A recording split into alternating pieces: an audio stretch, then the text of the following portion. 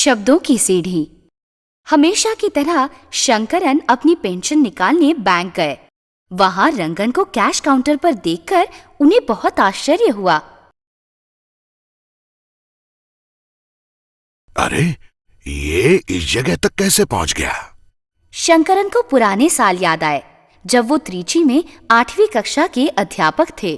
रंगन, इस पाठ का पहला पन्ना पढ़ो। एक समय की बात है। एक समय। बस बस बस बस, तुम शब्दों की हत्या कर रहे हो। क्या तुम ठीक तरह से पढ़ भी नहीं सकते?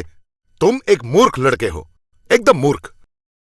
पर रंगन कुछ नहीं बोल सका। मूर्ख रंगन, इस बार भी तुम सभी विषयों में अनुत्तीर्ण हो गए हो। तुमने फिर सिद्ध किया कि तुम्हें दिमाग है ही नहीं।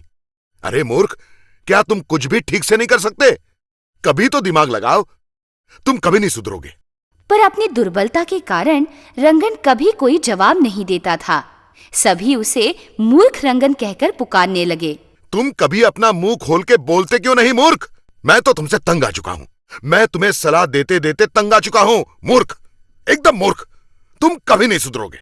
कई साल बीत गए और शंकरन रिटायर्ड होकर चेन्नई में अपने बड़े लड़के के पास रहने के लिए आ गए।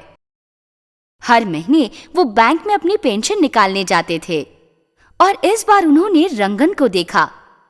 वही पुराना रंगन अब कैश काउंटर पर बैठा हुआ था। ये तो आश्चर्य की बात है। ये तो वही व्यक्ति है जिसको सबने मूर्ख उपाधि दी थी, और वो अब कैश काउंटर पर बैठा हुआ है। ये सब उसने कैसे हासिल किया? रंगन से नजर बचाकर शंकरन वहां से निकलने वाले थे, लेकिन रंगन ने उन्हें देख लिया। सर, कैसे आप? आपने मुझे पहचाना नहीं? तुम तो सर, आपने मुझे नहीं पहचाना? मैं आपका छात्र रंगन, वही मूर्ख रंगन सर। सर, आपको बहुत आश्चर्य होगा ना कि मैं अब एक बैंक कर्मचारी हूं। इस ब्रांच में मेरी ट्रांसफर हुई है सर। मैं कैशियर हूं। मेरी इस कामयाबी के लिए मुझे आपको धन्यवाद कहना है।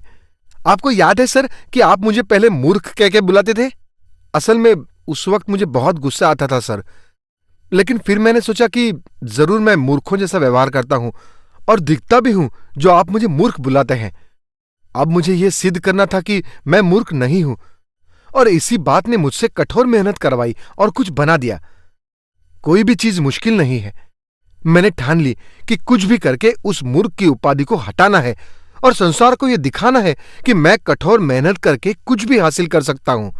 इस प्रकार मैंने अपनी पढ़ाई पर पूरा ध्यान दिया, खूब मेहनत की और सफलता पाई। असल में आपके शब्द मेरे लिए एक सीढ़ी बन गए, सफलता की सीढ़ी। मुझमें छुपी हुई शक्ति जगाने के लिए मुझे आपको धन्यवाद देना चाहिए। मैं आपका आभारी हूं सर। शंकरन तो एक पेड़ की तरह अपनी जगह पर जम गए।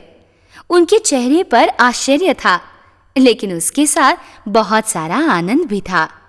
कोई चीज असंभव नहीं है।